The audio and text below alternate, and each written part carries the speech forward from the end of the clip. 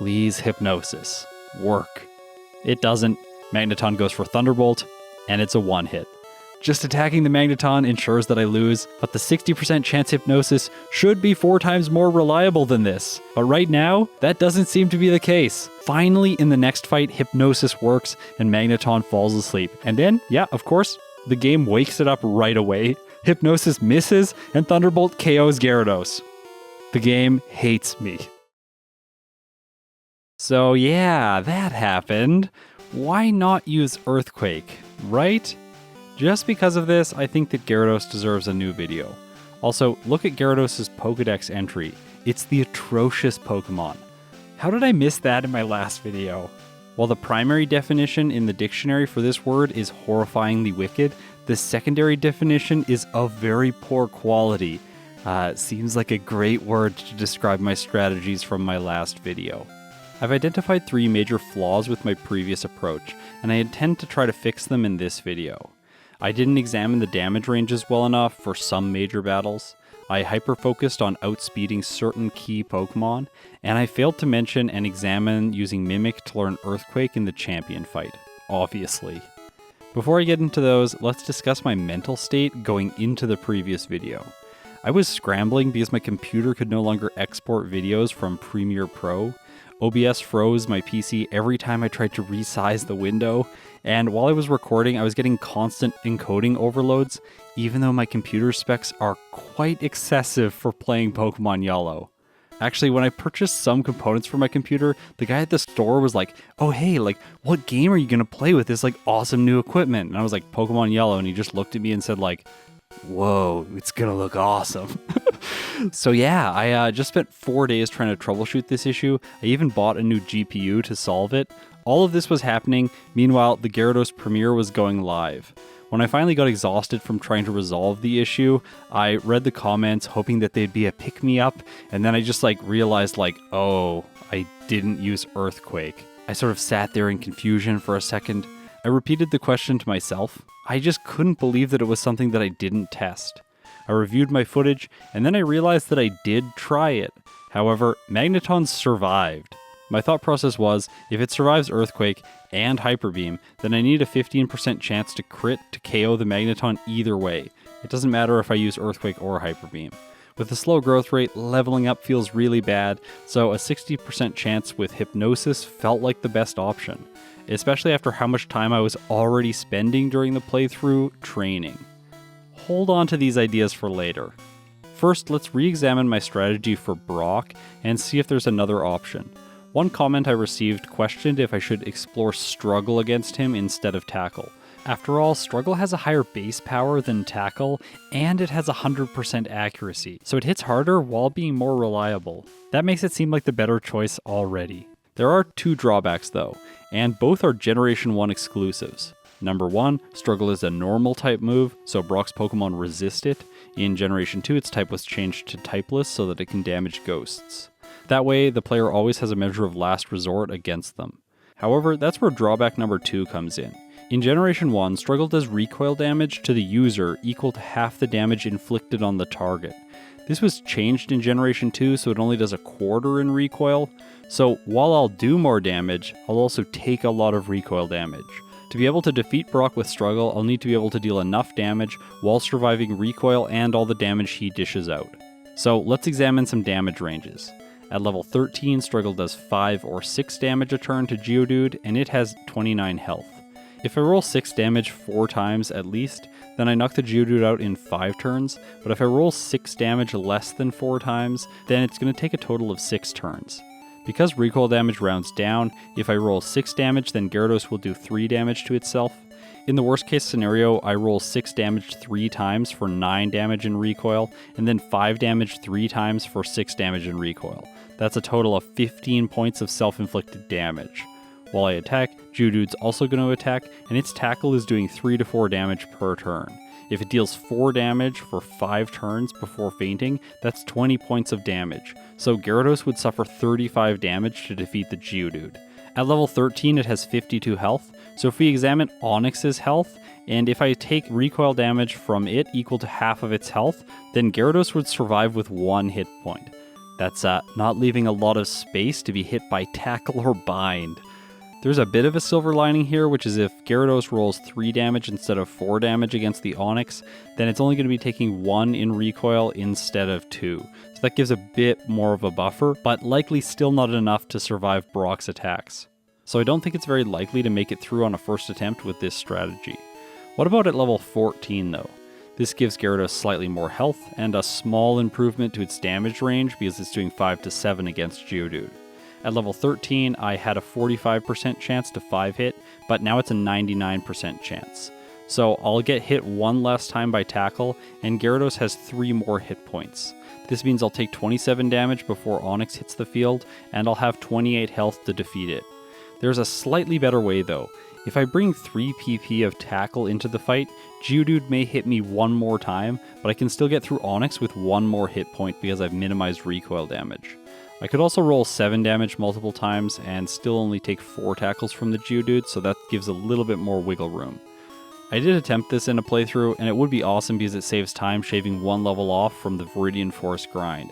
After all, knocking out these wild Pokemon takes a long time, and if you can level on trainers later in the game, it is always faster. This is especially the case for Gyarados because it has a slow growth rate. Like, I'm going to mention that over and over again. It's really frustrating.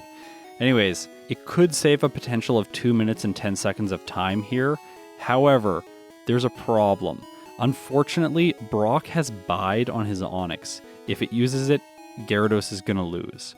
So in the end, I think that grinding to level 15 and taking the victory with Tackle the way I did previously is the way to do it.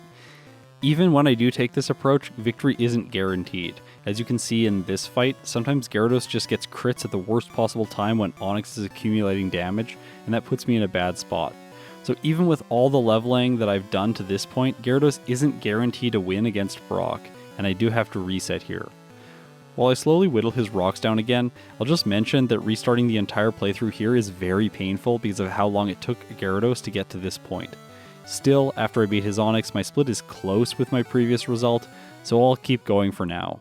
As I head on to Route 3, I'm going to address another comment that I got, which asked if grinding in Mount Moon with a slow growth rate Pokemon would be a better strategy than skipping the trainers here. I think the answer is yes, if you can defeat Brock very quickly. However, if you need to grind to prepare for him, it's usually better to skip the trainers unless you're going to struggle against Misty. After all, you've already kind of done the training by leveling up for Brock. In the specific case of Gyarados, Misty won't be a problem because I have Bide. Yes, Bite would be nice, but training to that level is going to lose a lot of time. Plus, Staryu and Starmie only have Tackle because of their good AI, and that's not going to be able to knock Gyarados out. There are a few seconds lost here where Starmie tries to use Harden instead of attacking, but that's not an issue. Bide deals fixed damage, so all the defense boosts are meaningless. Fighting Misty this early gives me Bubble Beam for the rival, and at this point Gyarados is ready to pretty much stomp everything in its path. I find it a bit annoying here that Spearow survives a single hit. At level 20 it probably wouldn't, but in the end this isn't an issue because I sweep through the rest of his team members with ease. With Gyarados, I am of course skipping the rest TM on the SSN because it isn't going to be required even with my new routing. Body Slam of course is really going to speed things up, and defeating the Gentleman and grabbing the rare candy is so important because of my growth rate. Because Gyarados doesn't struggle with anything in Rock Tunnel, let's quickly compare splits. It's worth noting that the playthrough that we're watching right now is my 4th playthrough with Gyarados. I did another one, which was attempt number 3, in order to learn my new strategy so that I could execute it well in this playthrough. Comparing this 4th playthrough with my 2nd playthrough results, I'm slightly slower in my Brock split, and also slower in my Misty split. I collect split data for all the trainers in Rock Tunnel as well, and after the Junior Trainer at the end of the tunnel, I'm 25 seconds slower than I was in playthrough 2. Obviously, it makes sense that these 2 playthroughs are so close to each other, because I haven't really changed anything up until now, but the changes are coming. So let's get back to the playthrough. I still spend time in the Rocket Hideout collecting high-priced items, and finally the rare candy. All of this is really important because I can go to the Celadon department store and buy vitamins. These just give Gyarados the speed it needs to be tied with Surge's Raichu, so that makes that fight a little bit more reliable. Raichu goes for Mega Kick, doing 1/3 to Gyarados, and Body Slam does more than half, and also causes paralysis. Obviously I move first on the next turn, Body Slam crits, and that finishes Surge off. If only he had good AI. He might actually be a threat. In Pokemon Tower, I get quite unlucky because I get knocked out by a Ghastly here. Unless you're able to one-hit them with a move like Dig or Psychic, it's really hard to make this a consistent portion of the game, so oh well, that's just bad luck, I gotta keep going. So by no means is this the luckiest playthrough ever. A loss against Brock, and now a loss here. However, I've made a lot of changes to my route, and I think that the benefits are going to start showing up now. The first one is in Erica's gym. Previously I did a lot of training here because I needed to start investing in levels so that Gyarados would reach level 58 to outspeed the champion's Alakazam in the final fight of the playthrough. I mentioned at the start of the video that I think I was hyperfixating previously, and I've cut a significant portion of mid-game training because I just don't need to outspeed certain Pokemon. In this case, I fight 2 trainers in Erica's gym, so that when Gyarados defeats the second one, it levels up to level 31. Now, I have a total of 6 rare candies currently, and I'm going to choose to use 5 of them right now. It's very important that I don't use all 6 right now, because that would force one additional trainer fight later in the game. These rare candies give me a chance to beat Erica. The fight against her previously was an issue, but at this level, Gyarados is able to take out the Tangela in 2 hits. In this case, we actually get to see a rare Super Potion from Erica. She really doesn't use these very often. After that, Weeping Bell isn't always a one-hit, but this time I get a critical hit, and that takes it out. Last is Gloom. Unfortunately, it puts Gyarados to sleep and starts using Petal Dance, but I wake up and knock it out in time. With Erica finished off, now let's examine why using 5 rare candies before the fight was the right choice instead of using all 6. In Sylph, there are 2 trainers that I want to fight. The first one is on floor 10, and he guards the Carbos and rare candy. After defeating him and collecting items, I have to fight the mandatory trainer with Arbok on floor 5. After defeating the Arbok, Gyarados levels up to 37, but if I used 6 rare candies before Erica, this Arbok wouldn't have caused me to level up. This is important because I want to face the Sylph rival next, and I'm going to use 1 rare candy to level Gyarados up again right before this fight. This is also so that I'm optimizing my experience for the rest of the playthrough. We'll examine that though once the fight's over because his Magneton can be very scary. My Body Slam does half, but it doesn't cause paralysis, and then Magneton hits me with Thunder Shock. But at this level, I've ensured that Gyarados can survive the hit and knock it out on the next turn. All those rare candies really pay off here and prevent so much training that I did in my previous playthrough. Additionally, this level allows Gyarados to move first against Kadabra and take it out in a single Body Slam. Flareon's last, and while it does get a hit in, I take it out the next turn and that's it. By the way, there is actually a way to make this slightly better, and I'll just mention it now. I could have used 2 rare candies before the fight with the Sylph rival. In that case, the experience that I would accumulate from fighting Jesse and James and Giovanni, plus the 2 mandatory trainers in Koga's gym, would give me just enough experience to level up again. Because I saved 1 rare candy in this playthrough, I actually level up slightly too soon in Koga's gym. Oh well. Let's move on to the Poison Master. Of all the battles in the playthrough, I think this is the one I'm least happy about. You might think that I should go for Body Slam or Ice Beam first turn against the Venonats in case of a status condition. However, Surf has the ability to one-hit the first 2, so I'd rather roll for that than the status conditions. On the third one, I really should have switched to Body Slam, but I click a little bit too fast and go for Surf instead. It could be really bad here if Venonat 3 puts you to sleep, because you can sleep for a very long time in Generation 1. Still, today it's not an issue. Now, in the interest of getting Gyarados a faster time, I've cut a lot of training in these playthroughs, and that comes with the consequence that I can no longer outspeed Koga's ace. This interaction can go poorly if the earlier Venonats have got lucky with Psychic and dropped my special, or if Venomoth gets double teamed too much and prevents Gyarados from hitting with Body Slam. I'm usually hoping for paralysis here, but in this case, I don't get it. However, the game gives me another form of luck because the Moth tries Toxic, misses, and my second Body Slam crits for the win.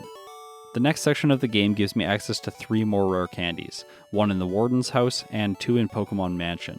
For now, I'm going to be saving these and also saving time by skipping all the trainers in Blaine's gym that I previously fought. After all, the Fire Leader is no match for my Water Serpent Dragon thing. After that, I backtrack to Saffron City to face Sabrina. A frustration here is the fact that my Gyarados has 117 speed, which is 1 too few to move first against her Kadabra. When I planned this route out, Gyarados was actually supposed to have 120 speed in this fight, but I made a mistake during this playthrough, and I mentioned it earlier. I only used 1 rare candy before the Sylph rival. Turns out if you use 2, you actually end up outspeeding Sabrina's Kadabra. You also end up outspeeding Koga's Venomoth, so that's just a way better way to play that midsection of the game. In this case, that one small change would have prevented 1 reset here against Sabrina. Still though, she's inconsistent enough that I'm able to win on my second fight without being delayed too much. Previously, I fought Sabrina before Koga, but in this case, this split is comparable to my previous Blaine split, and now we can start to see that my new route is gaining a slight time lead. That's even with one reset against Brock, one in Pokemon Tower, and now one against Sabrina. Previously, I really wanted to outspeed all of Giovanni's Pokemon so that I could avoid Sand Attack from Dugtrio and attacks from Persian. Also, having a higher level ensures that Surf one-hits both of the Nidos, allowing me to avoid the 4 times damage from their Thunders. In this case, I'm not going to outspeed anymore, and this battle is much less consistent because both Dugtrio and Persian can move first. Dugtrio will use any of its moves randomly, so sometimes it's just going to choose a ground move and do no damage. Dugtrio can use Sand Attack, but that's the only move that will actually affect Gyarados. Its other 3 moves, it will use them, but they don't do anything. In this case, I get by it for free. Persian's next, and it doesn't use any of its most powerful moves. Instead, he uses Fury Swipes, and I knock it out without taking too much. I level up going into the Nidoqueen, and this is very important because I want to be just over the damage rounding threshold so that Surf is going to do more damage to it. Unfortunately, this is a roll, so I'm not guaranteed the KO. As you can see here, I don't get it, but Giovanni's AI grants me a free pass by using a guard spec. Thank you so much. Nidoking's next, and it's also a roll, but this time Gyarados gets lucky and takes it down in a single hit. By the way, Gyarados can actually survive 1 hit from Thunder, but not 2. So this fight overall requires some luck, but I didn't feel that it was enough that I should be training or using rare candies. After all, I need those for later. Against the pre-league rival, I'm quite disappointed with my play in this run, because I really should be mimicking Withdraw here and setting up before the Magneton to ensure that I can get the 1 hit. I just don't do that, and it paralyzes me, and this leads to 1 loss. I didn't even remember this strategy when I attempted again, so oops, but at least I'm able to win this time. It's time for the league now. Lorelei's first, and my strategy against her is unchanged from my last video. I can use Thunderbolt to knock out the Dugong and the following Cloyster, and then Mimic to learn Amnesia to set up for our final 2 team members. It's worth noting that you can also just spam Thunderbolt against the Slowbro and use Body Slam on Jinx, then switch back to Thunderbolt for Lapras. However, Jinx has Lovely Kiss, and I don't want to open myself up to that, and setting up Amnesia guarantees that I'm going to 1-hit. Also, Lapras has Body Slam, so there's potential to lose because of it causing paralysis, so Amnesia prevents this from being an issue. For the Hiker, I don't even save, because that's just a waste of time. His entire team is easy to knock out by just spamming Surf. We actually got a little bit scary here because of a Karate Chop from Machamp, which got a crit, but Gyarados survives and takes it down. At this point, I've saved up 4 rare candies, and I need to use them now before I face Agatha, because if I don't, Gyarados won't outspeed her Gengars. This fight isn't as consistent as I would like it to be. If I had taken time previously to grab rest, then I could be more consistent in this fight. However, that would make the Champion and Lance less consistent, because I want all 4 of my current moves for both of those fights. I also don't want to waste time on the SSN grabbing a move that isn't critically important.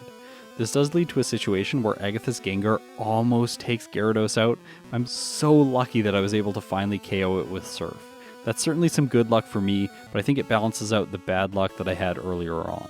So previously I was relying on Hyper Beam, but in this case I actually didn't teach it to Gyarados. That's because I'm going to actually get rid of physical moves. I replace Body Slam with Blizzard. By doing this, I can KO Lance's Gyarados in a single hit with Thunderbolt, and after that I can use Blizzard to take out the following Dragonairs in 1 hit each. It's very important to take the first one out because it knows Thunder Wave and Thunderbolt. Being hit by either of those is not something that I want. If Thunder Wave does connect, it's going to be really bad because then I'm going to have my speed cut and Dragonite will outspeed and be able to use Thunder. Yeah, I don't want that. It wouldn't be good. Being a lower level in this fight also has another consequence, which is that Aerodactyl is going to outspeed and it can knock me out. However, I'm usually able to tank its attack and then knock it out with Surf in a single hit. Dragonite's all that's left, and Blizzard hits, giving Gyarados a first attempt victory. Before the Champion, I heal and use an Elixir, but I've used all my rare candies so I can't level up again. I'm level 54 and I'm just under the damage rounding threshold, but I've planned the experience in a way that makes this a non-issue. Because I'm sure you've been waiting for this, I can mimic Earthquake from Sandslash. This gives Gyarados access to a powerful physical move and a good stand-in for Body Slam or Hyper Beam. One of the reasons I really didn't want to set up on Sandslash is because it can use Slash and do a lot of damage to Gyarados. At least I can one-hit it with Surf on the next turn. The experience from the champion's lead alone levels Gyarados up, pushing it over the damage rounding threshold. After all, I didn't need that extra damage to knock the Sandslash out. So now, how much does Earthquake do to Alakazam?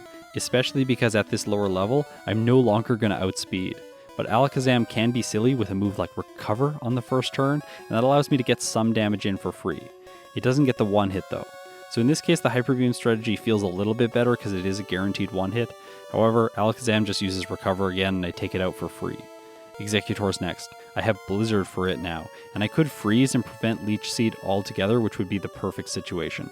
However, this doesn't play out, and I knock it out over 2 turns. This is a slightly better outcome than having to knock it out with Hyper Beam. It's slightly faster after all. Okay, moment of truth here. Here's the thing about Magneton. Earthquake isn't a guaranteed one hit against it.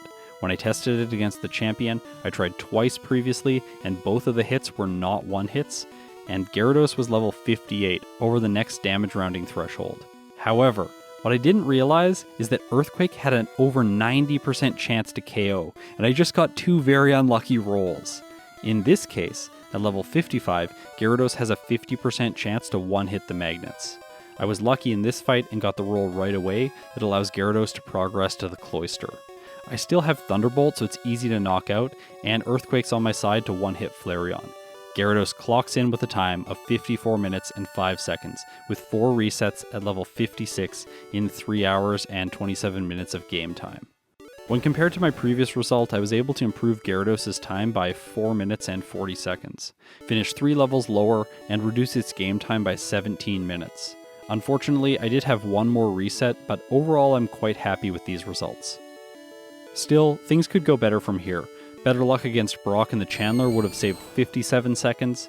I could update my use of rare candies in the mid-game and shave off 1 reset from Sabrina. That would save 21 seconds. Also, I could use Mimic against the pre-league rival to prevent 1 reset there as well. After all, setting up with Withdraw there is a foolproof strategy, especially because Gyarados levels up going into the Cloyster, so its badge boosts would be preserved for the Magneton. This would save an additional 25 seconds. So, summing all that up, Gyarados lost a total of 1 minute and 43 seconds of time because of resets in this playthrough. If we subtract that from its final time, it would have clocked in with a real time of 52 minutes and 22 seconds. However, I am going to rank it based on the time that I actually got, because there are other threats that it could have lost time to in a different playthrough. For instance, Surge, Erica, Giovanni, or Agatha. Now Gyarados has a faster time than Bellsprout, Poliwag, and Hitmonlee, but it does have a slower time than Clefable, so today it earns itself a small promotion. After this, I don't think it's quite as atrocious as I once thought it was. Still, how fast would this thing be in Pokemon Red when it starts with Hydro Pump and Dragon Rage? Well, like, subscribe, and ring the chime echo so you'll be notified when I find out. Thanks to all my patrons for their support. If you've made it this far, you're incredible. I'll see you in my next video.